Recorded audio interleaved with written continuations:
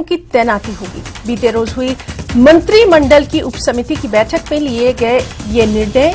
इसके बाद शिक्षा विभाग ने नियुक्ति की प्रक्रिया शुरू कर दी। निदेशक प्रारंभिक शिक्षा विभाग घनश्याम चंद की ओर से सभी जिलों के उप निदेशकों को सर्कुलर जारी किया गया है, जिसमें हिमाचल के जनजातीय, पिछड़े और हार्ड एरिया के अलावा प्रदेश के ऐसे स्कूल जहां पर पिछले 13 महीनों यानी 1 अप्रैल 2022 से लेकर अभी तक शिक्षकों के पद खाली हैं, वहां अस्थायी आधार पर शिक्षकों की नियुक्तियां की जाएंगी।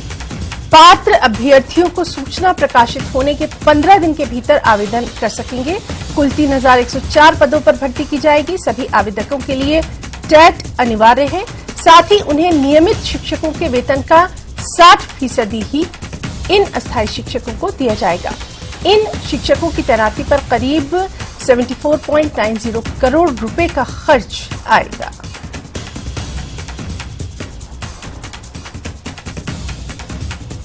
सीधे रुख करना चाहेंगे, हमारे साथ मौजूद है हमारे सहयोगी राजेंद्र शर्मा।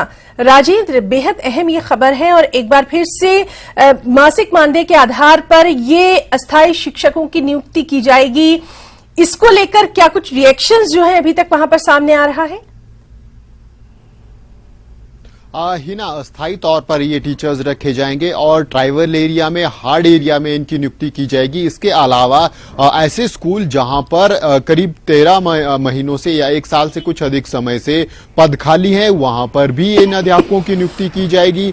और इनकी अगर मानदेय की हम बात करें तो जो रेगुलर टीचर्स हैं उनसे 40% कम मानदेय इनको मिलेगा। जो बेसिक सैलरी टीचर्स की है उसका 60% इनको मिलेगा शुरुआती अगर हम समय की बात करें। और 3 साल के लिए प्रारंभिक तौर पर इनकी नियुक्ति की जाएगी। उसके बाद की जो डिसीजन है वो फिर तत्कालीन सरकार लेगी। क्या निर्णय उस समय को रहता है ये फिर सरकार दोबारा से निर्णय लेगी, लेकिन फिलहाल 3 साल के लिए इनकी नियुक्ति होगी। और जिस प्रकार से आरएनपी रूल्स हैं टीचर्स के लिए, चाहे वो टीजीटी की बात हो, पीजीटी या फिर जेबीटी की बात हो, उन्हीं आरएनपी रूल्स के हिसाब से जो क्वालिफिकेशंस है टीचर्स की वो वही रखी जाएगी। अलग अलग नंबर रखे गए हैं, ग्रेजुएशन के अलग नंबर रखे गए हैं, +2 के अलग नंबर रखे गए हैं और 10th के अलग नंबर रखे गए हैं। इन्हीं नंबर के आधार पर इन टीचर्स की स्क्रूटनी की जाएगी और उसके बाद फिर अपॉइंटमेंट सरकार की तरफ से दी जाएगी। इसके अलावा जो कंडीशंस हैं आरएनपी रूल के हिसाब से, टेट क्वालिफाइड टीचर्स होने चाहिए,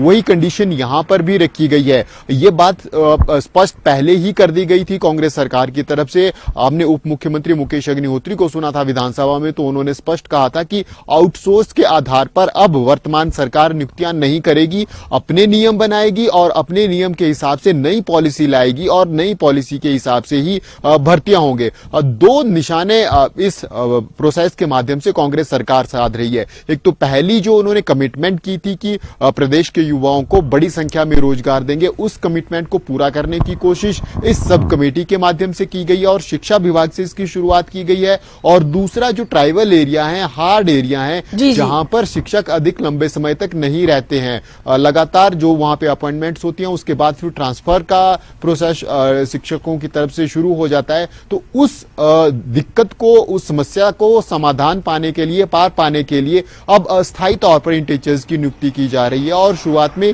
3 वर्षों के लिए इनकी नियुक्ति की जाएगी। बिल्कुल, तो बेहद अहम ये खबर है। बहुत बहुत शुक्रिया राजेंद्र शर्मा।